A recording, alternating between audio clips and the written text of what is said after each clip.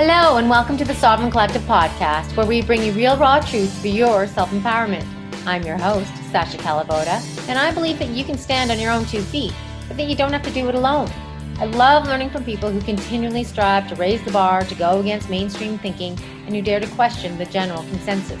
People who risk being ridiculed or even risk the loss of their professional status as they bravely question the common narratives and challenge the rest of us to expand our minds and to reconsider what we think we already know. Join me in learning how to take control of your health and your mind so that you can have the energy to think more clearly and the confidence to step up and take responsibility for all aspects of your life. We promise to never censor here because I believe you are strong enough to hear the real, raw truth to make up your own mind. If you like what you find here at the Sovereign Collective podcast, then please share with your friends and family. I so appreciate you. Thank you for tuning in. And now, on to the show. In this episode of the Sovereign Collective podcast, I had the absolute pleasure of interviewing the divine creator and founder of Living Libations, Nadine Artemis. Living Libations is her line that she has created to provide you with everything that you need for healthy hair, skin, and teeth. I know you're going to be curious about what Nadine has to offer and will want to try some of her offerings, so be sure to use the link livinglibations.com/TSC to get 10% off of your purchase. And if you don't remember the link right now, don't worry about it. It is in the show notes. Nadine has been formulating for decades with an uncompromising commitment to purity and quality. You will not be disappointed, and I know you're going to love this interview. So enjoy the show. And once again, that link is livinglibations.com/TSC.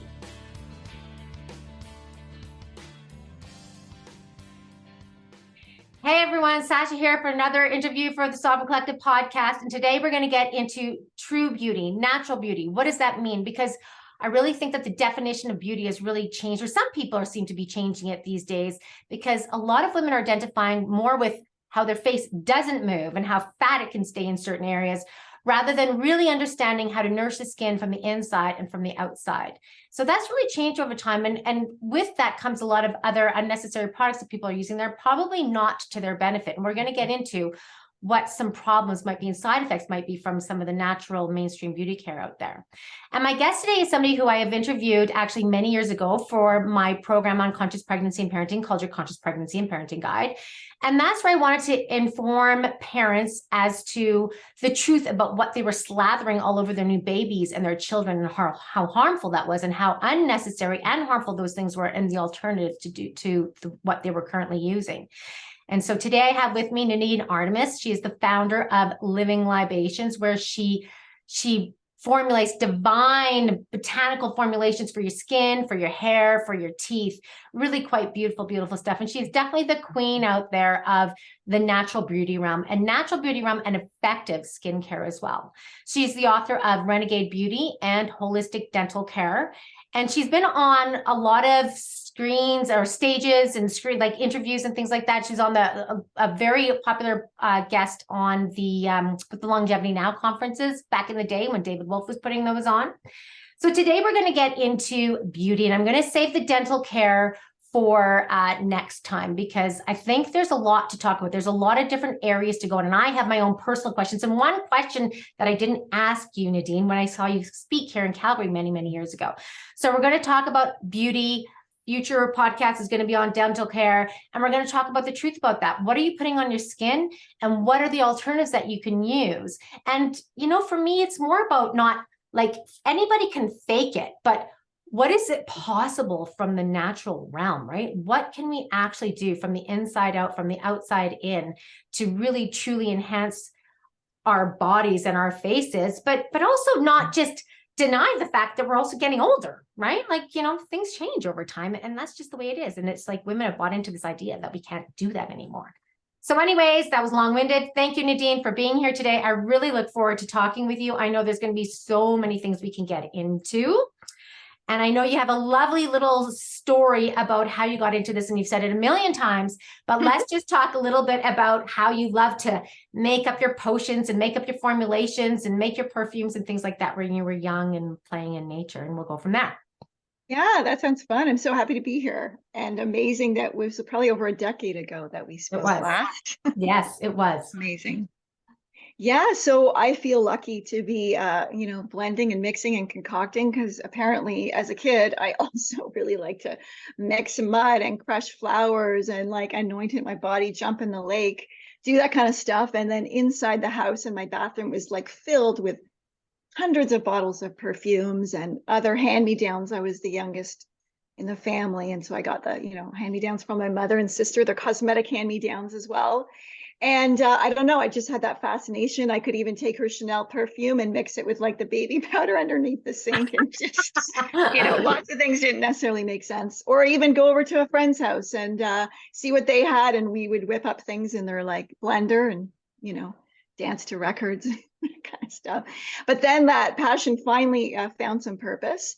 When I was in high school, we had a moment where we could sort of do our self-directed learning, and there was a science fair project. And I didn't know what I was going to do, but I found this book on making cosmetics at the library, which I would totally found fascinating. And there was a chapter on perfumery that really spoke to me. And it talked about the distillation of plants. And it was like back then in the 80s, we didn't have there was no like concept of perfumes coming from anything. And quite frankly, obviously those perfumes really just come from, a lab of petroleum byproducts that have smells. So the book said these distillations are called essential oils, and you could probably find some at a health food store. So my mom, drove us into the city of Toronto, and that's where I got my first whiff of jasmine, orange, lemongrass, ylang, and it really spoke to me differently. Although I didn't have the vocabulary then, and there wasn't this like understanding of natural and synthetic that we have today, but it spoke to me, and I bought them, and then I mixed them, and I recreated L'air de Temps for that, Nina Rinci's L'air de Temps for that project. And that was really fun. And then, continuing in my teens, just having fun, with the teen stuff. And there's a lot of grooming when you're a teen, like for body, right? I feel like you're, especially a girl, like you're getting into it and you're like, what's this stuff? And actually that was sort of felt like peak for me. I mean, really haven't cared much about, sort of makeup and stuff since then.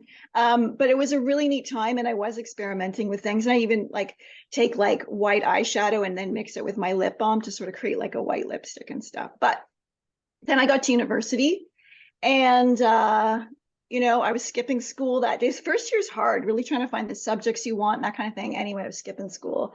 And Lisa Bonet, who's loving, Lisa, really cool because we're friends now. We got to meet, and she was like, "Oh my God, Nadine Artemis," and I was like, she looks so familiar. Anyway, we're at a party, and just a friend's birthday party for it's like a 7-year-old birthday party, nothing too wild.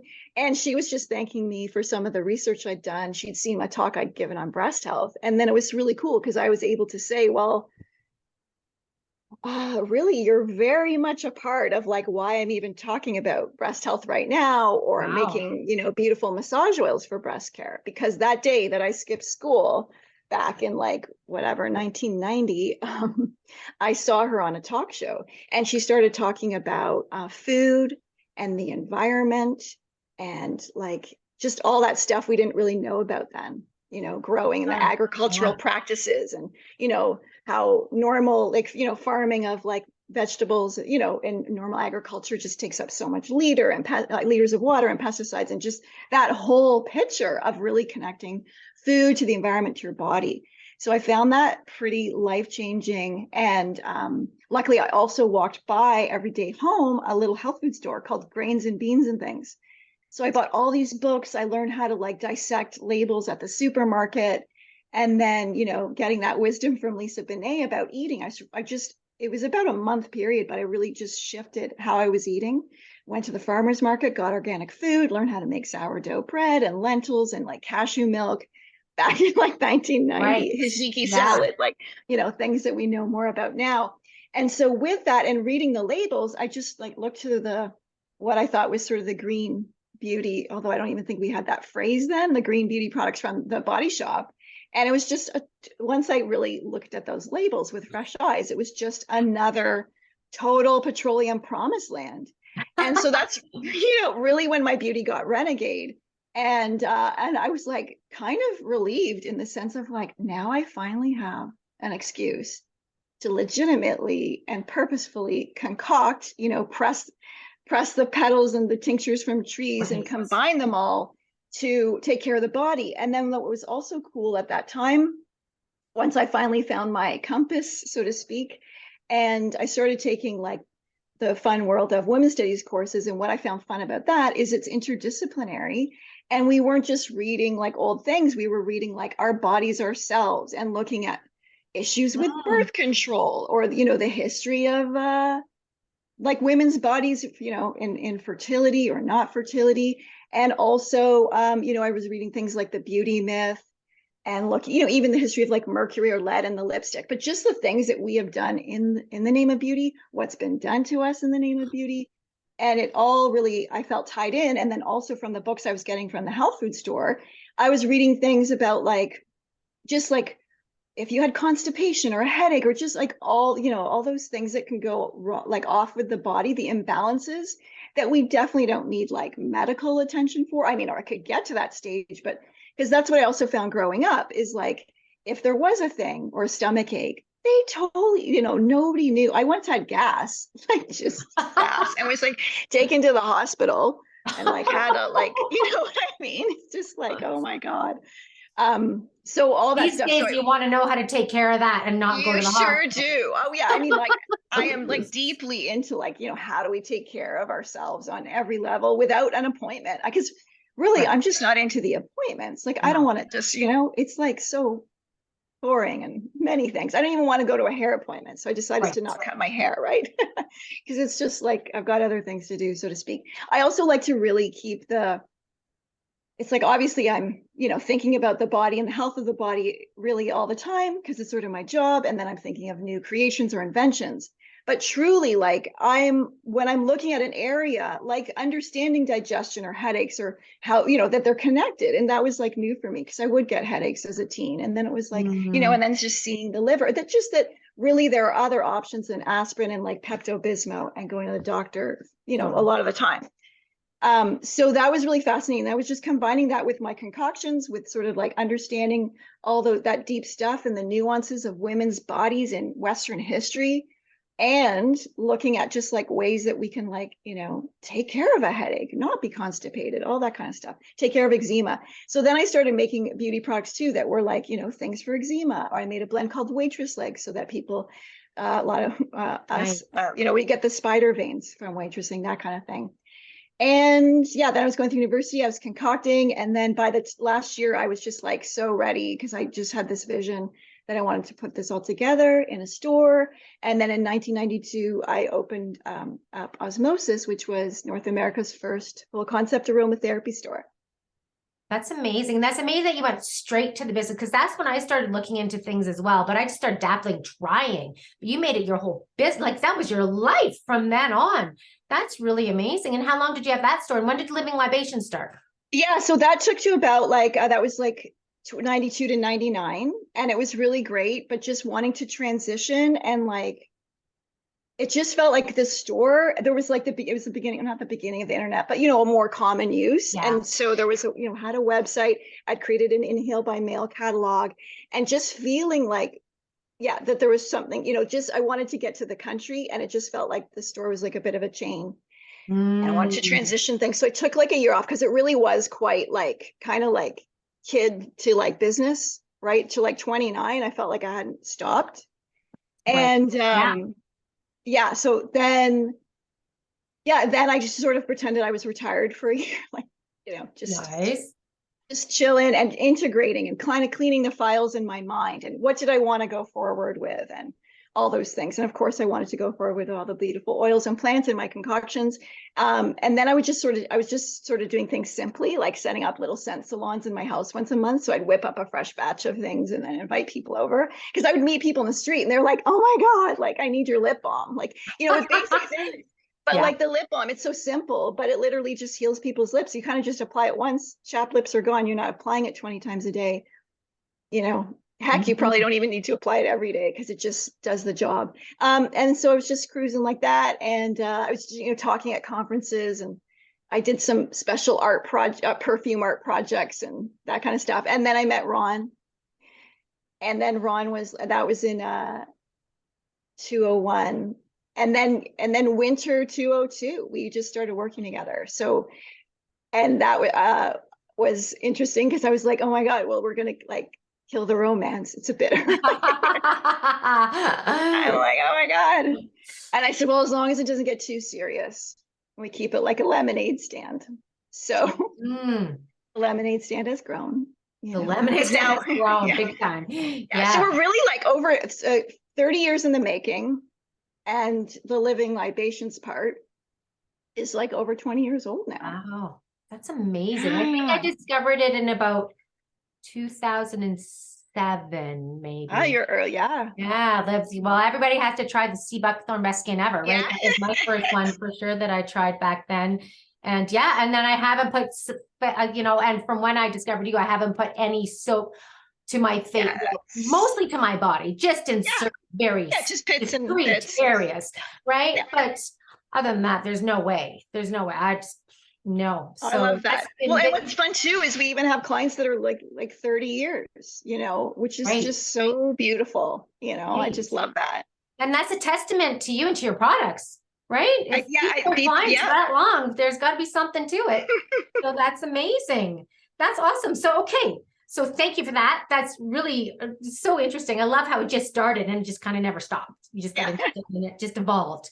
Okay, so natural skincare. So what is natural skincare? So can we talk about some key products externally and internally? Are you educating people also on the internal part of it? Because there's some couple different. Yeah, to me, it's like inextricably bound. You know what I mean? The internally, external, because cellular health. I mean, it's just the outside is a reflection of the insides, and not to make that like a Hallmark card moment, but it just is, right? Cellularly, it's going to be reflected on the skin and the health of the skin, because it's our largest organ of elimination. Right. Which is like, right, it's not urinary or the digestive tract. We're like, it's a breathing, living tapestry that is bountiful with billions of bacteria. It's just this tapestry that's teeming with cells and microbiota. And really, as gross as it sounds, we have to allow the bacteria to be the beautician. And what we're generally doing, sort of the advent of modern quote unquote skincare, since chemicals came along and have been increasing ever since, like the 20s, 30s, 40s, 50s, blah, blah, blah. And those chemicals really, no pore in our body is parched for petroleum. So those chemicals aren't really maintaining our skin or our systems. It may do something temporarily to like plump up sort of cells with a humectant or something, only to create long-term drought where the cells sort of shrivel up because there's a process of osmolarity and different things. But basically what I'm saying is the drugstore, all that over-the-counter beauty, blah, blah, blah. It is really, each bottle is almost like a catch-22. It's sort of putting yourself in a little vicious cycle. Every time you're using something, that benzoyl peroxide to put on an acne, which then just throws off the stratum corneum, the top layer of the skin, the little bacteria that need that little bit of like food source from the sebum. And again, it sounds gross, but we cannot, like, that's the soil, they're like the bacteria, the soil of the skin needs this. And so we want to use things that don't disrupt the biology of the body. And so when I'm looking to care for an area of the body, or I'm like, hey, like douches and what, all the vaginal stuff. Yeah.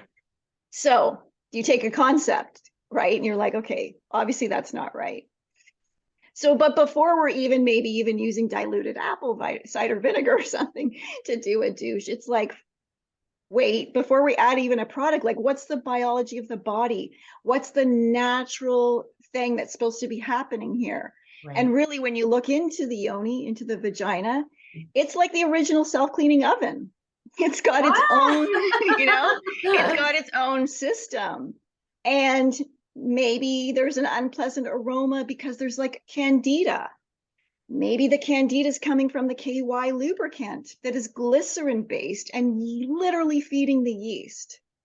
Right. So first, before we add anything external to the body, even if it's a lovely product I've made, right? We want to tune in and like, how do we get that part of the body going? Or how do we like, be with it rather than disrupt it? And so then that can feed into like washing your oil with the best skin ever, right? You're not using soap, Right. which probably a lot of people went, oh, that's intriguing.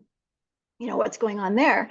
And so again, we're looking, also how did ancient cultures wash their skin? What's going on there? It's good when we can look at times when things weren't invented, to maybe see what's going on.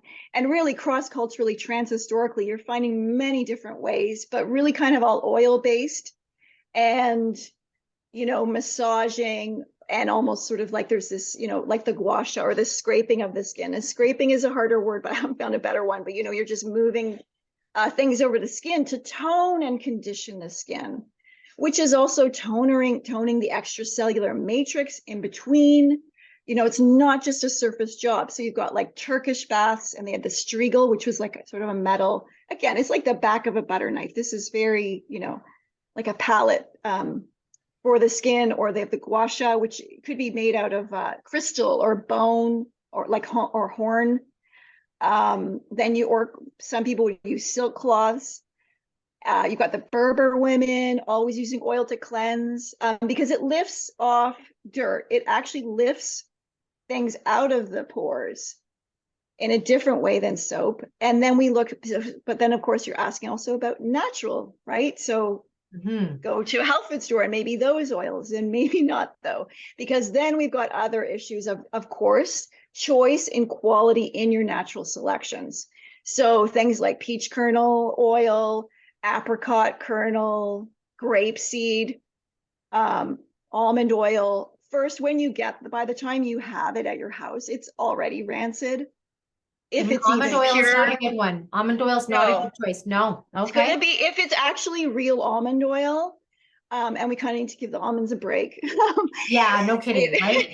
For the bees, it will be rancid if it's real by the time it's at your house. And then but it may not even be 100% almond oil because it's quite expensive, and it does go rancid easily. Grapeseed is processed with a lot of solvents, because even that dark green isn't its true color. And peach kernels also can go rancid and stuff. My mainstay, and this has been since the 90s, it's so beautiful, is jojoba. It's this beautiful desert plant, and it's so it's got a tenacity against the elements, and it's actually a liquid wax. It's not an oil, and so it is stable. So it is liquid, but it's stable if stored properly for 100 years. Wow.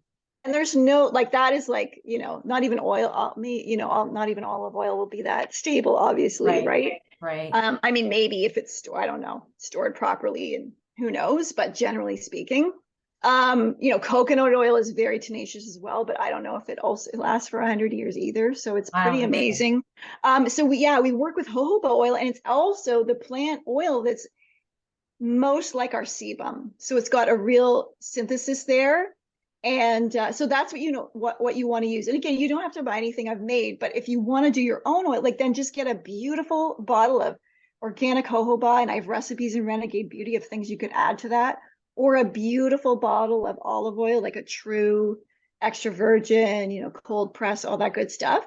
And if you just had like a liter of that, or whatever, a pound, you would literally and that's all you use to care for your body, you'd be like so much better off than buying anything from the the regular world. Yeah. What I started doing is I actually grow calendula every year in my garden. Oh, beautiful. And I pick all the petals, and then I dry them, and then I infuse calendula, and I get helichrysum dried flowers and the calendula and rose petals, and I infuse that into my olive oil, and then I do options with that. So, and you're the inspiration for that, really, truly. Because back in the day with the sea buckthorn best skin ever, and the other trying different best skin evers, it's like you just want to. I'm the kind of person who wants to do these things, right? I like to ferment. And it's so much fun. So that's what I do. Is I grow from my own, and I just love. It's just like there's so much beautiful. If you have wild St. John's wort, that's a beautiful one too, to infuse in the olive oil. Okay. Because it also it's these beautiful yellow flowers, and but if you press the yellow petals, it's red, like a little red comes out. And when you infuse in the olive oil, you get this beautiful reddish oil that's just so great, and it's lovely, for sunning and hair oil. And I know somebody who, she has this really terrible stuff going on in her wrist, and the only thing that helps it is St. John's wort oil and infused St. John's wort. Yeah. So interesting. Okay. Yeah. Okay. It's really good for nerves. I wonder what's going on there. But yeah, it's okay. There is some nervous tension going on within it too. So that's interesting because there is, it is coming from that, I think. So I would add some peppermint to that. And I think she's got a good, like peppermint organic essential oil. Right. Okay, cool. That'll help. Good. Okay, cool. Okay. Okay. So we got the oils. So what else? So that's the basis. But yeah, that's it. Because that's sort of like 101. See, and then just if you're going to just get your soap and get like farmer's market, or we make a clay one and a charcoal one, and it's going to probably last a long time. You're just going to like, brush, wash your hands, scrub your nails, pits and bits. That's it. Right. That's for soap. Yeah. Done. Deodorant is a big one. Right. Right. Yeah. We've got, aluminum, microdosing aluminum for like 40, 50 years adds up. Even some of the natural deodorants, like that natural stone, obviously isn't a stone. It's got a form of aluminum in it as well. Right. Maybe safer, but I don't know. I don't want it. No. And it doesn't really work. But I've forever been making these things called poetic pits, because when I was doing a deep dive into sandalwood once, so long ago, it has a phytohormone, phyto being plant hormone, androsterone, which is kind of a unisex. Well, we have all the hormones, don't we? Both men and women.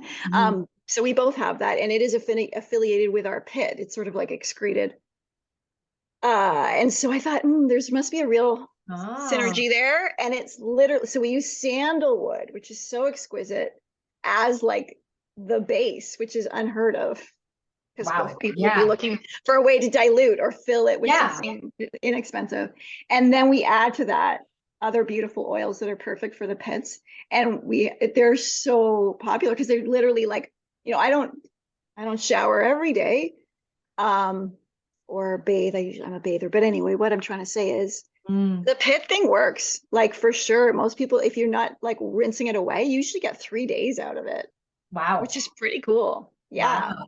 And people find, they can be doing hot yoga or sweating at the gym, and people will follow them out and be like, why do you smell so good? You've just been sweating. Like, I need to know. And the poetic pits is kind of like this Pied Piper, because people are like, what are you wearing? And when you heat up, it's fun because the aroma actually comes out more. So if you're kind of when you heat up because you're sweating or nervous or something, then this nice aroma comes out. So it's really fun. Nice. So some basic, so that's the thing, like why this is also why this is such an important interview. It's like, we are exposed to so much crap out there, right? There's things that we can't avoid. There's coming from the sky. It's in our water. It's in the exhaust. It's everywhere. It's in the microplastics. It's in the glyphosate. It's everywhere. But what shocks me is how we voluntarily put this crap on our bodies, and then it just compounds one after the other all day long. Yeah. Perfumes, detergents, fabric softeners, lotions, hair stuff, like it's just shocking what we voluntarily do on top. Like it's such a burden. It's so that's why this is also so important. It's like, not only do we remove all that garbage, but we're actually having functional products, right? That will actually have an effect on the body. Yeah. Well, it's so fun. I mean, when you really dive into essential oils, which are a big part of our palette, I mean, really, they're just, there's these lovely creatures, so to speak, that they smell and they're beautiful. And I love them so much. And then they're also so hardcore when they're real and genuine and pure, that they're all like, from the rose to the magnolia to the clove and the cinnamon, they're all varying degrees of being antifungal, antiviral, antibacterial, anti-inflammatory. And then what's also super cool in the day, which we are now, of understanding the microbiome and needing something in our bodies and in our system that can help with the pathogens, but not disrupt the beneficial bacteria. And, for the intelligence of plants, that's what we have here in the essential oils. And we learned that, we'll talk about it next time, but just through the use of essential oils in oral care, researchers are now able to see that the essential oils act as quorum sensing inhibitors, which is just a QSI, a term meaning They stop the gene expression and communication of pathogens in the body. So that clove oil, that cinnamon, and now we know why they've been used for thousands of years for effective oral care. And then what we also learn is they can clean up the pathogens while working with the beneficial bacteria. So they can bust through biofilms, they can tidy things up, but not be this like indiscriminate assassin like an antibiotic is, which just decimates the whole area. And even for like over a decade now, for example, in agricultural farms in Europe, they're using rosemary and oregano essential oils in the feed instead of antibiotics. Really? Yeah. Wow. It's Oh. there, and yet it's right, like this beautiful aroma, like lavender. You think, oh, that's just like some granny thing, right?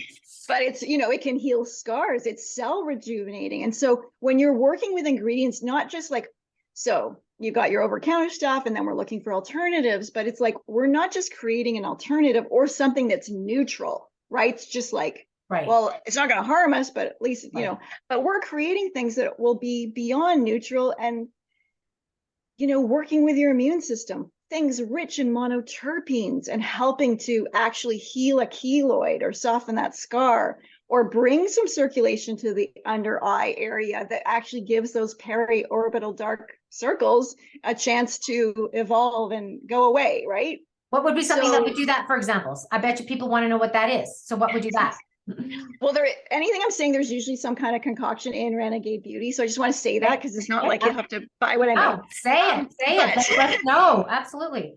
But our Open Eye Sky Serum is for that. We've created with cooling oils and yarrow and chamomile. It's like literally a beautiful blue hue from all the, obviously to me in my head, because it's blue, anti-inflammatory oils, which they are. They're rich in chamazulene. And it's cooling, and so it brings circulation to the area. We have so many reviews that it actually works to heal that, like to take that away, improve it, let's say, because it's going to be different for everybody. And then it's connected to the kidneys as well. So in my book, I'll give other examples, like not showering in chlorine is super helpful for that as well. And even sort of, alkalizing the body in the morning. So like, because the kidneys, there's a reflection in Chinese medicine with the health of under the eyes and the kidney adrenal health. So a simple thing like a pinch of baking soda and a pinch of sea salt, or one or both in water in the morning, great thing to do. So simple. Gives you that little pinch of alkalinity, makes the kidneys relax. Yeah. And so I'll go, anytime in the book too, or I'll go deeper, or like even our customer care. I mean, we always like somebody's like, oh my God, my hair is shedding. So, we'll go into it, we'll give tips, and then we'll be like, and this and this, look at this and this and this, because of course, right, it's not going to be separate. But that being said, one thing I love about the sea buckthorn or the best skin evers and washing with oils is that we're literally seeing just beautiful changes on people's skin tone without them having to change their diet, which is great because sometimes, I mean, I totally think it's all connected, right? But when you can get, if you have acne and, I'm sure like and you're not happy about it, then there's probably a part of you that might not be energized enough to like cut out that thing that might be irritating you or have that, or you might have the energy to do an elimination diet. But if you can like sort of get a little bit ahead of it and start, the skin start clearing up and you're able to see those results, it can be just so encouraging, right? Especially if it's something that you've struggled with for a few years. And so that's what I love is that, there are solutions that don't always require a lifestyle change, which can get things flowing, which is great because it can be overwhelming too, to just find out, everything in your life is toxic. Right. That's a hard moment. It is. So much of it is. So, okay. So there are there's some obvious ingredients that we don't want to have. We don't want any of the surfactants. We don't want to have any of, obviously, the petroleum derived ingredients and byproducts and things like that. But there's a couple ingredients that I want to ask you about because one of them, well, there's two, but they're in a lot of even some of the cleanest stuff out there. They'll have, for example, glycerin in there. And glycerin, or if you still say it, but used to say that it's less than best for the skin. So, right? Yeah, that one isn't like toxic. Although also it could, you got to have a good source, and it is a useful thing like glycerin, right? Where like it's a useful product on the planet, so to speak. But for the skin, it's not so good, because that's what I was talking about before with the osmolarity. So when scientists were looking at the effects of KY jelly in the vagina and in the walls of the vagina, I'm sure that has a proper name, vaginal walls, what they found was because of this thing called osmolarity. So it would, think of your vaginal wall or your face. It's just like this thing from grade 9 science, basically osmolarity. But when the glycerin makes the cell think it's got to even out its water balance, so the cell will like shed water, shed plump. So you kind of get the plumpiness temporarily, but it really creates a long-term drought.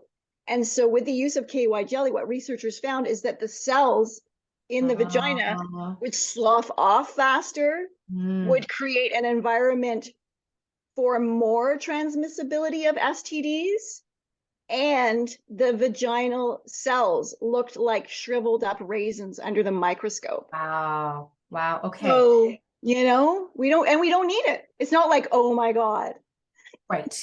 Damn, but it's used in so many things that they'll have all these amazing ingredients in there. But one of the top ones is glycerin. And I'm always looking for that. Filler. It's filler. Right. Okay. And another one that's super, super popular these days is hyaluronic acid. What are your thoughts on that? I'm not a fan. I think we want to get it from food sources. It's also molecularly too large to topically be of effect on the skin. I think like hyaluronic acid, yes, as a thing in our bodies, and as a nutrient, it does do all those things. Does the cream do that or whatever? Right. No. And it also is made from like muscle wastewater refining. I write about it in the book. It's kind of weird. And like, it's kind of when my mind tunes out, like when they start talking about just all that weird stuff. Or there is a vegan one, but it is grown on a lab in bacteria. It's really weird processing. It's a bacterial process, some of them, right? Yeah. Which they're even making perfumes out now, like out of like E. coli and stuff. They're literally growing like for like the Franken perfumes, I call them, of like, the ones that you're going to pay all the money for. Right. Yeah. I write about that in Renegade Beauty too, that Franken perfume thing. Okay, so because I've been like, oh, hyaluronic acid, yes, because there's low molecular weight. It's literally a waste of money. Right. It's, again, we have to, definitely things do things on the planet, and plants do things. Yeah. But we just have to like not get excited because it's usually BS, especially if it's like that normal, like generally speaking. Right. Okay. So now, because I'm at an age where, things have definitely changed, what are so how much can we reverse? So I'm noticing, there's sagginess. So I don't mind lines so much, although, smoother is nicer, but there's sag. It's just this elasticity. How much can we reverse that and change that? And what are some key ingredients to pick our faces back up? Well, first, we're not assaulting the body with toxins that then make the cells and the liver and all that like harder, because then that will literally age us, because we're aging the systems. Right. Then where was I going to go with that? Oh, yeah. So then, wrinkles, whatever. But then what also is happening to us pretty much at 30 is there is the very slow shrinking of bones. Right. And muscle loss. I know we don't have to, obviously there are things you can do for the muscle and the bones. We can all do things for this, but it's just so slow that you don't notice it. Right. And then also in the 30s is the loss slowly of the hormones. So things like the progesterone and stuff that helps to keep the skin, plump in its own, not just keep the skin systems going. So there's all that, but we're very obsessed with the skin, obviously. And it's there, and that's what we're seeing in the mirror. Yes. But we have to go underneath that, obviously, because that's where I like to explore. And so what's really important is that we take care of the infrastructure. So I'm sure everything you talk about on your podcast is helping with that, right? That we're actually getting the nutrients we need and that kind of thing. But I do feel, because I don't know, whatever current age we're in, I think there are, maybe nutrients are harder to get. Maybe we all had, leaky gut for 10 years and we didn't know we weren't getting, I don't know, like all those factors. And plus we're not outside. So we're not getting, so the main, I'm going to tie it together. Some of the main things in Renegade Beauty book is, I think the general thesis is we're not going to get revived from, another bottle of hyaluronic acid or really another bottle of anything on a deep level. We have to, or we want to get to know, how do we engage with the elements? That part of the cosmos is what's going to pick a mother up, right? Not another bottle of hyaluronic acid. Right. And so we want to know how to engage with the sun, with fresh water, fresh air, walking through the forest, lying on the earth, eating the gifts of the forest, all that kind of stuff. That's deeply what's going to revive. And, personally, I feel the sun is it's personally for me, the reviver, right? And so we want to know, how do we work with the sun and the skin and that stuff we go into. For me, I feel like that's all a part of having healthy skin. Yes, including going in the sun, because we need the mitochondrial nutrients, or it's just like going to be a battle with your face. Because if we have mitochondrial cellular decline, then it doesn't matter what we're putting on our face. So, and we want to take care of the bones and the muscles and the mitochondria first. That's like foundational. And obviously digestion for skin. And when we're taking care of the mitochondria, we're kind of taking care of everything. So that's really key. So things like PMF, it's really PEMF. I say it really fast sometimes, so I forget that E. But PEMF, pulse electromagnetic frequencies. There's all kinds of devices out there and scales and podcasts where you can really learn about it. But bones are piezoelectric. So they're going to respond to that pulsed electromagnetic frequency. It's the opposite of an EMF. It's the pulse of the earth. And if you have a serious enough machine, you will feel your bones and muscles, and if you focus with it and work with it, it's amazing, because you will grow that, get that bone density. That's the word, bone density. Right. And actually, PMF has even been approved for a few decades for use. I mean, whatever we think of astronauts, but anyway, or like whatever's going on there. But for muscle loss, it has been approved for like a serious thing like that. So I think that's kind of neat. Just go the other part. So PMF is really good, but we have to think of the infrastructure, right? Because it's like, or if we think of surgery, which are some people's solution, right? Then we're just sort of pulling this skin over the drum, but the drum is shrinking. Right. And it starts looking like a freaking nightmare over time. People get addicted to it. And then it's just exactly. But we're losing muscle in our face. And then, I mean, I haven't looked into Botox that much, but then we're literally losing muscle, because then I guess we're not using the muscle with the Botox. You know what I mean? We want to keep that going. We want to keep the muscles active. And we only just found out a few years ago that muscles are an organ. And we got to keep those going there. It's very, basically very anti-aging to keep your muscles going and your bones. You know what I mean? Right. So that's, I think, really key for us to think about aging, because I think we're always thinking about just sort of, the skin, but what's the skin, over? What's it? So that's important to know. And there's so many ways into it. I think we just have to stop. We don't want to be looking at the mirror and just. I know. And it's become an obsession. However, I know people want to know, in your anti-aging type of products, what are some key ingredients that you have put in there? Yes. I was going to say, so people ask which one's the most anti-aging in that. And I just really, truly, everything's anti-aging on one level, because I'm really just, really what is, the biggest, the number one disease is really aging. That's right. Our thymus glands start shrinking, involuting at 16. 16. Yes. That's that thing. Okay. Right. Wow. So it's like, we've got it. There's, there's some things in place that we want to get over, and we can actually I'll talk about essential oils, and then we'll talk about the melatonin, since we sort of talked about that in the beginning, because it's very anti-aging. Okay. I'm not an expert, but I think I could share some practical things there. So what's so fascinating about the essential oils, and you can really go into it, and I mean, the ones that we're using in the skincare obviously are the choicest ones for skin. And then there's variations on sort of like type, like not that there, I don't believe in that other skin type thing, but if you're sort of figuring it out, or you've got a lot of eczema as opposed to acne, you know, then we can make choices within those realms.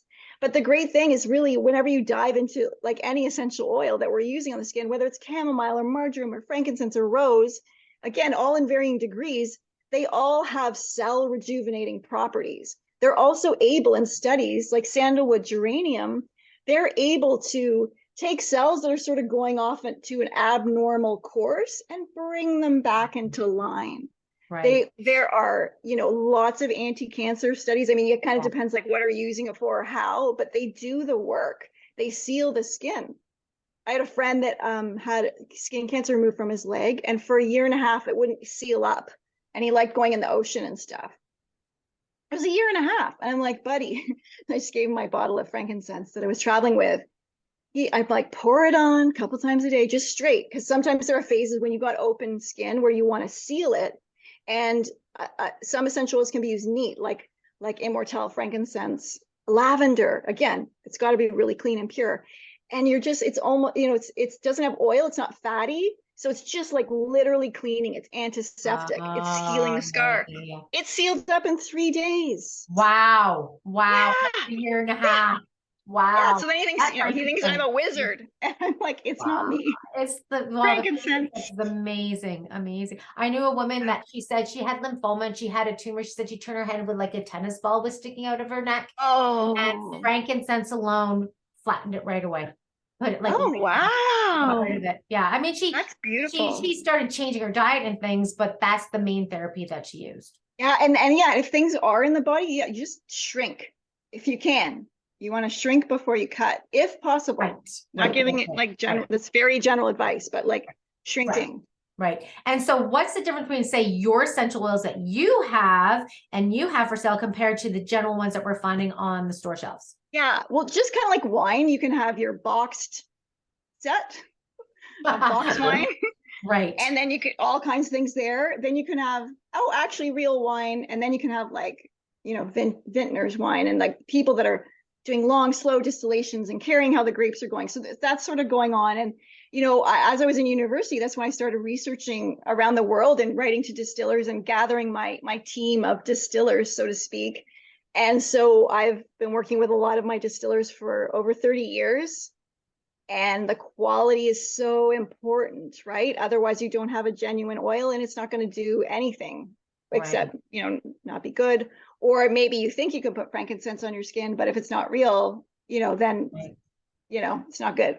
So yeah, you only want to work with the genuine, authentic thing. There's a lot of shenanigans that go on out there, including even just like bottling a cheaper oil, like amorous balsam, which is a lovely wood, but it's bottled for sandalwood, right? Or cassia bark is bottled instead of cinnamon bark.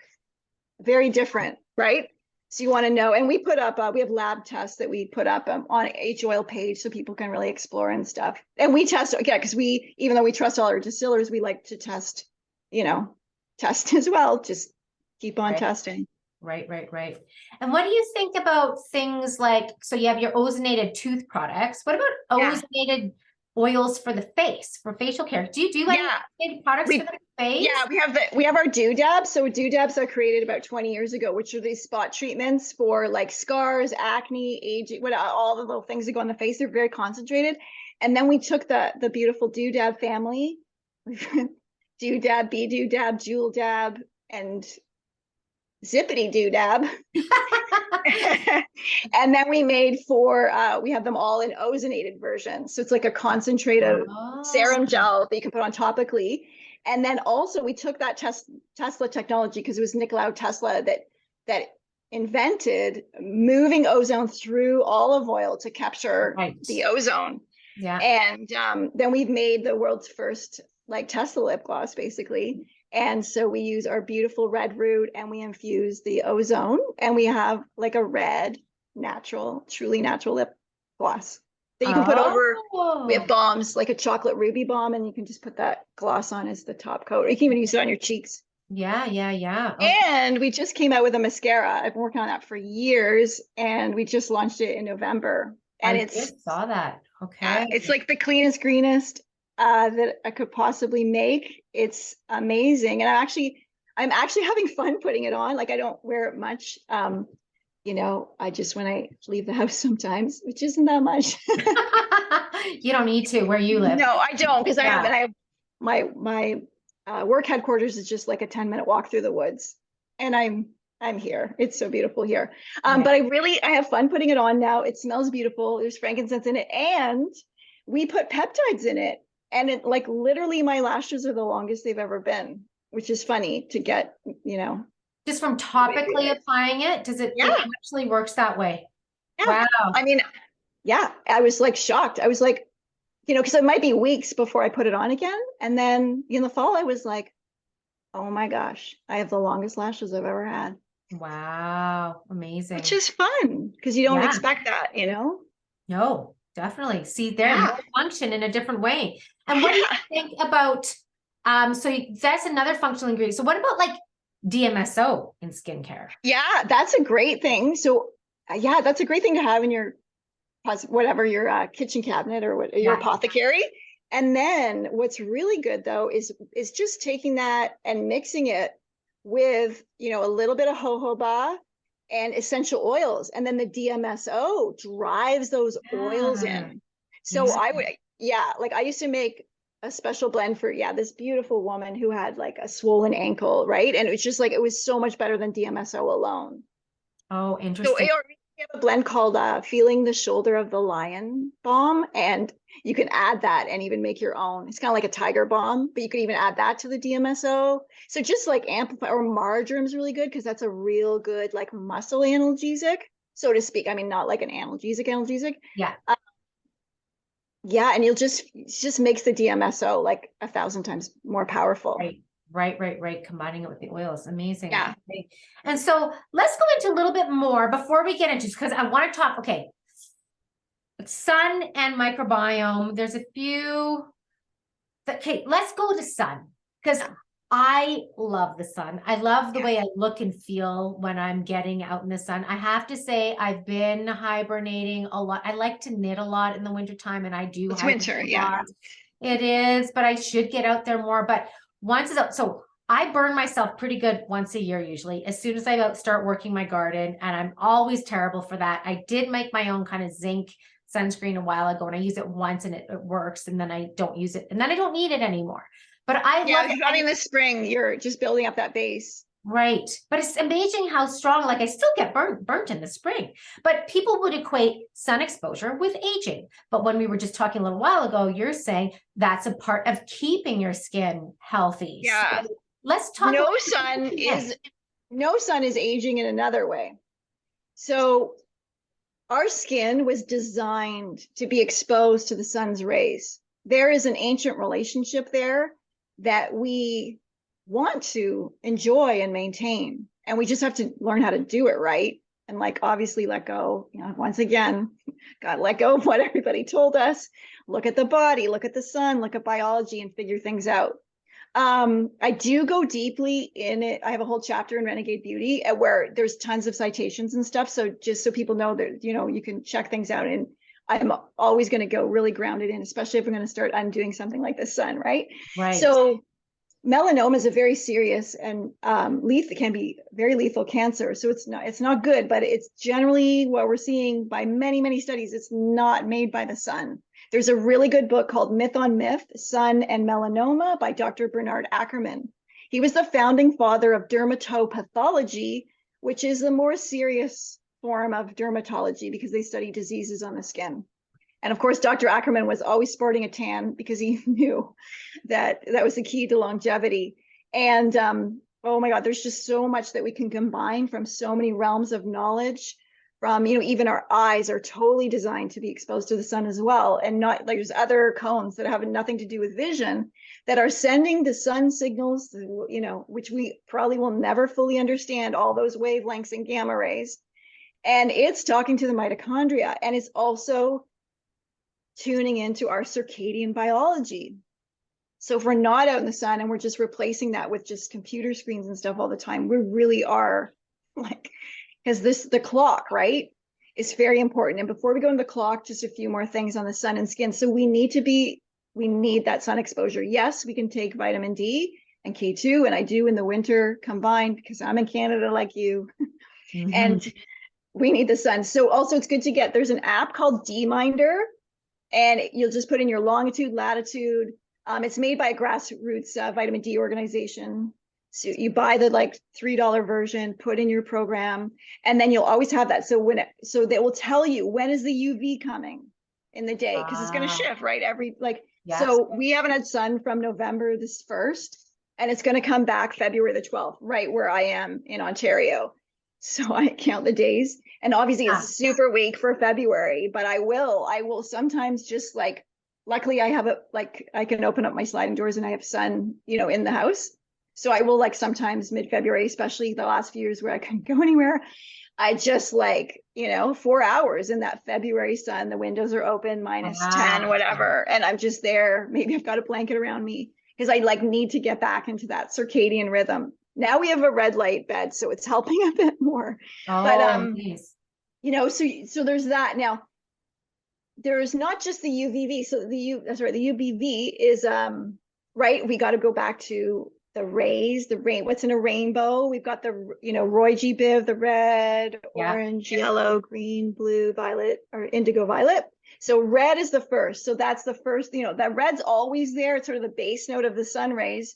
And you want to get that morning light for other reasons. So sun gazing being in, then we're activating amino acids, hormones, just all sorts of things in the body. Then you want to look, when is the UV coming in your area? And then you want to get a bit of that. You want to snack on that UV. And depending who you are and where you are, and if you're Irish or Greek, you'll figure out how long you got to be in the sun. Right. And, if it's July or, as we're getting stronger and stronger, I might, I'll do the morning thing, and then I might wait and then go out at noon so I can really get that dose. And then it's a shorter amount of time, or if I want to have a longer time in the sun, then I'll maybe stay out all morning and then I kind of get out at 1. So before so I still only really got a couple of, it depends on the day, of course, but in May, you got to soak it all in. But so then you just know, and then you build up your base layer in the spring. And then by July, you're fine because you have your base tan. And then you'll know when you have a tan that your vitamin D sufficient. Yes. So it's an indicator. And then, so not being sufficient in vitamin D, and we cannot just take supplements alone because there's a whole other biological, chemical sort of it's not a reaction, but more of a relationship that happens when those rays touch our sun. Our skin pores dilate to receive those rays into the body. Then a whole bunch of stuff happens. And I'm not even, just touching upon it, but we create antimicrobial peptides. We create catholicitins that are so key to the immune system. We create healthy cholesterol sulfate, which is so important for our sex or hormones and all that juicy stuff. So actually being in the sun, while we think of it maybe as parched and drying, it's actually, when engaged with properly, it's lubricating, and it lubricates the insides. Wow. And if you're not applying gunk and goop, and you're not drinking Coca-Cola and jumping in and out of your chlorine pool and spraying on copper tone, then you're not baking those things into the body with its own issues. And when we're using sunscreen, forget all about the chemicals, which is enough. But the huge thing is that if we wear sunscreen, we receive the sun's rays divided. So now, instead of UVB and UVA together as a team, as they should be, the sunscreen blocks the UVB, the vitamin producing UVB rays. So that's no good. And then you get just delivered the UVA, which on its own is sun damaging. So it's damaging, but it's not burning you. It's doing something else, on its own. It's not. So you're not getting burnt, but there's all these other things going on. And obviously it's slowly but surely. Right. And that's the worst thing, because you think you're safe because you don't have your sunburn. but yet you've got all this damage going on and you don't have that natural signal to say, hey, buddy, get out of the sun now, right? So because you're taking out that sort of alarm system, right. but you want to get out of the sun before you're red. And the body can actually we're designed to, somewhat deal with sunburns too. Now, obviously you don't want to repeat it. You don't want to keep getting there. But again, it's like, what are we offering the sun? It's a relationship. It's not just doing stuff to us. Like we think everything's doing to us. It's like, no, we're in a relationship with the cosmos. Yes. Every minute. Yes. That's how we're told, for the protection of this and that, because we're so separate from it, right? It's like we're so viewed as separate from everything rather than no. Exactly. It's all part of the same one big happy community. There's a part of a Hafiz poem that's just like, the sun has been my lover for millions of years. I'm like, yeah. I've always loved it, except I did put vegetable oil on my body when I was young. Oh my God. I was wearing, baby oil. I mean, we would be at school and not allowed. And we'd like put tinfoil in our books. Oh yeah. There, roll down our knee socks. Oh, well, how bad for me is my yearly burn that I get? Not a problem at all. But this year you won't, because you're going to go slower. You're going to start early. You can like you'll check for Alberta. Is that right? You're in Alberta. Alberta, yeah. So you'll download that app, and then you'll see when it's coming in, and you're going to start in February. Right, and that's what I need to do for real. Yeah. That's what I need to do, because it's so. But it's just like I can't not be out there when it's still, because it's like it's just therapy. It's just I hear you. Well, what I started doing this year is actually still being in the sun. I mean, if it's sunny, and if it's not too cold, I'll open my window, and even though I'm not getting UV, I'm just going to get all the other light rays, because we're also there's so much in those rays. So what I want to say about the melatonin, which I found just so fascinating, because I've, totally loving, everything always to me goes back to the mitochondria. And I just feel like I learn more and more since I've sort of thought that about a decade ago. And it just always is like, oh yeah, that and that. Like it just becomes more real, or more like, yep, that's the right track. I mean, there was even a study that came out a couple of years ago where they put Petri dish, very simplified, but like healthy mitochondria with cancer cells, no growth. Unhealthy mitochondria, cancer cells, growth, right? Mm-hmm. So, so that's where also spermidine comes in, which is it's an ingredient it's in everything. Spermidine, it's in sperm, and it's in breast milk, but it's in every human, every plant, every food to varying degrees. So scientists have been wondering how to extract that, because the polyamines are very, very anti-aging, and those have been studied for decades, but we have never had a concentrated form, except maybe take like 40 pills of something. So they've extracted the spermidine out of the germ of the wheat and then removed the oils that would go rancid. And even people that don't eat gluten seem to work with that, because I don't eat gluten. They work for me. And then there's they made one out of chlorella, which I'm loving. And it's the concentrated spermidine. And it takes care, I think in the end, we'll find out it takes care of all 9 hallmarks of aging, but for now it takes care of 6. And what it does is autophagy, which is cellular cleanup, because even high functioning cells still have an excrement, a waste product. Mitophagy, which is the same thing as the autophagy for the cells, but now we're talking mitochondrial cleanup. And then lipophagy. So it takes the white fat and evolves it into brown fat, good fat. Yeah. So I mean, there's that already, which is major. The side effects, which this was what blew my mind, because I feel like for the past 30 years, I've tried, if it's good for, if it's a herb for hair or beauty, like I've been there, I've tried it because I need to know, right? Because then I can tell y'all about it. Right. And first 6 days, I was just like, I was blown away, because already like I could feel hair shinier, thicker, and I was already pretty shiny and thick anyway. Yeah, no kidding.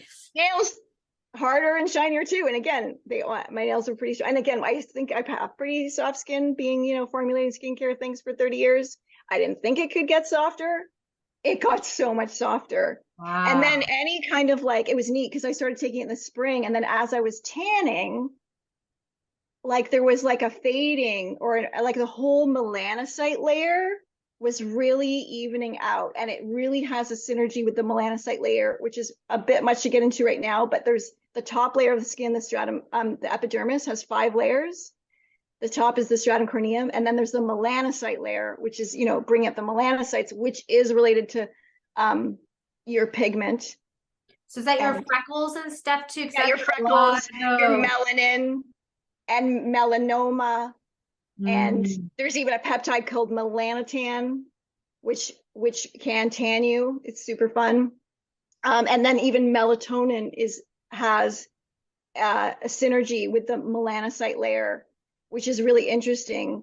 And what I want to say, bringing melatonin into the picture, is because it is so amazing for tanning. Like, you will not get burned if you take melatonin. I mean, maybe you at some point you could, obviously, but it's amazing. Like redheads taking the melatonin and you're not getting burned, right? And taking it during the day, you mean? Do you mean taking it during the day? Yeah, taking it during the day. And then I was always like, okay, during the day, that's so interesting. And then I was blown away. I was about a year ago, and I was just listening to this lecture by some doctors, and it was about sunlight. So of course I'm in. And I love the mitochondria, I love the red light, I love the sunlight. And then they told me something that I'm so surprised we don't all know. So melatonin, pineal gland, nighttime secretion of melatonin. We all know that story. That's only about 5% of the melatonin story. What's actually going on is there's a daytime production of melatonin in the mitochondria. I heard you say that the other day, and it's like, how is this not like major news? Like, that's crazy. This is on New York Times. Yeah. Okay. So why that's so fascinating is, because we need way more melatonin because it fades. So there you go, right? As every hormone fades.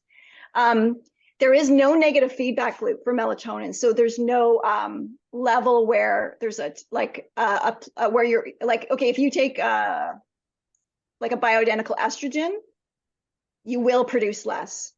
Right. So with melatonin, you're not going to produce less by taking any amount, which is super cool. There also seems to be no toxicity level. So, right? Like you can, like, there's no place where it's showing to be toxic. So our capacity for melatonin is huge. There's the daytime production that none of us are getting, because that daytime production, how does it happen? Red light. The time outdoors before the UV comes activates all those systems and creates the melatonin in the mitochondria. Why do we have melatonin in the mitochondria? It is the grandmaster antioxidant. It is more powerful than glutathione, which we thought was the master antioxidant, more powerful than E and vitamin C. So the melatonin is supposed to be in our cells from us being outside in the day because of our red light exposure. Then the melatonin is in that mitochondria, and what it does is it acts like a coolant for the production of ATP, the conversion of like our food energy into the ATP. And even in healthy bodies, that conversion, the ATP conversion, will also have its excrement, so to speak. And that's our free radicals, it's the oxidants. And so we're supposed to have a lot of melatonin in our system to cool, to soothe that action, so that we're not letting all these free radicals escape into the body. So I found that all very fascinating. I wasn't a fan of melatonin because I had tried it once at night, a couple times. And I was just like, what? Like, I just felt like hungover and weird and too many dreams. Like, I feel like I'd skimmed the surface of my sleep. And that's like a huge chunk of the population. So I was hesitant to try it during the day, but it's totally different during the day. It's a little like a CBD-ish, like it's pretty, like you're kind of chill. And definitely, like, for the first few weeks, I was very dreamy. So I would only, taking it on like a day where I'm maybe just, working with myself, like I'm not having meetings. Yeah. And I was just, or even like starting on days I was not working at all. And I just thought, I guess I'm just going to do it on those days or whatever. But then it was really neat. I don't know what happened, but then I just became totally functional. Like, I didn't even think I could do a podcast on it or whatever. You know what I mean? Wow. How much are you taking? So then I was doing 200 micrograms. I'm doing these little the 200. suppositories made from Dr. Lawrence of Mitozen. Okay. Yeah, he's great. And so I was doing the 200, and I was just, there were so many great things happening, like it really helped me really just like some COVID, just feeling like I remembered, I still had the memory of COVID, which we don't want. No. Like, just waiting for the body to just fully clear it. So that was really amazing. I was loving, because I started in May, and then the tan, it was so great for tanning season. So that was really great. And then I actually started going up to 400. Wow. So I do 400 a day. And look, I'm like totally awake. Right. Yeah. Well, I did listen to, and I think it was Dr. Ryder who Dr. Ryder's great. He's like the grandfather that kind of taught, Dr. John Lawrence learned a lot from him, because he's been taking since 24, Dr. Ryder. He's 84 now. And he's been taking melatonin, right? And his lectures, when you're seeing him, he's probably in his 80s giving those lectures. And he talks about I think it was him who was talking about these N cases, people had nothing else. Yes. And they just go on super high dose melatonin, and it heals them. Just anecdotally, because a lot of people around us are doing that now, and it's just amazing. It's just a general, if nothing too bad is going on, it just seems like a general vibe, an upliftment. It's a real inner lubrication. And then people I know that have rheumatoid arthritis. It's been a game changer for those kind of things, pain and inflammation, right? Inflammation. Right. Here you have the master antioxidant. Right. So I do find that I can really take it kind of up until about, if I forget, I kind of want to try and get that suppository in before 6 o'clock, so it doesn't affect my sleep as much. Oh, at PM. Yeah, so I can kind of, So okay. that before the bed thing, and not that pill thing. I don't know, just not that program. But it is good too, because I found an interesting tip, because I'll wear, blue blockers at night, and generally, we turn off we have red light bulbs that come on when the sun goes down, and we try and keep that chill. Yeah. But it's interesting because Dr. Russell, but my son, you're not getting the kids wearing the blue blockers, but he was saying he just takes the melatonin, and then because literally exposure to blue light, if you turn on your light in the middle of the night, you're just drop melatonin by 70%. Right. Yeah, you're done. Yeah. So he just takes the melatonin. He says that compensates for the blue light exposure. So I thought that's good to know, because we are living in those times where we need to know what to do. Yeah, well, modern life is completely backwards, and it makes sense. And melatonin is connected to so much. So see, I was always hesitant with melatonin, but once I found out there was no negative feedback loop, then that changed everything for me. But think of it as a circadian biotic. Right. Yes. And then we're flipping the lights on at night, and we're staying indoors during the day. It's, of course, all that production is going to be screwed up, right? Yeah. Crazy. And for decades, right? So it's it takes a lot, even putting on red lights at night, and you got a family, it takes a bit of reprogramming. Yeah, we do have a red light bulb in our bathroom, our main bathroom, that we screw in and unscrew the other ones at night. That's the one. We just got a bunch of lamps with with screw-in bulbs, and we just put them everywhere with the bulb in them. Yeah. And then we just turn those on at night. Yeah. Easy peasy. Has to be low tech. It's totally doable. Cool. I know what, you have to go now, so I could talk to you forever. Okay, we're gonna do another one, and we're gonna do dental stuff. But tell people, where do they find you? What is the best way to get your products? Tell us all about that.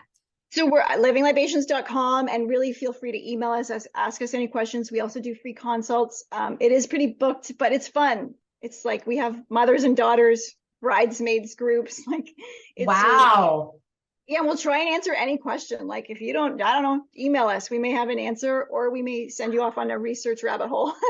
That's an amazing. So we got that. And then, Instagram, the books are even on Audible. So Holistic Dentistry and Renegade Beauty on our site, on the bookseller sites, and Audible as well. And then, Instagram and all that. I did just remember, though, do you remember your question you were going to ask me back in Calgary? Yes, it was the glycerin one. It was a really basic one, because I went up to the mic and I asked you a question about something else.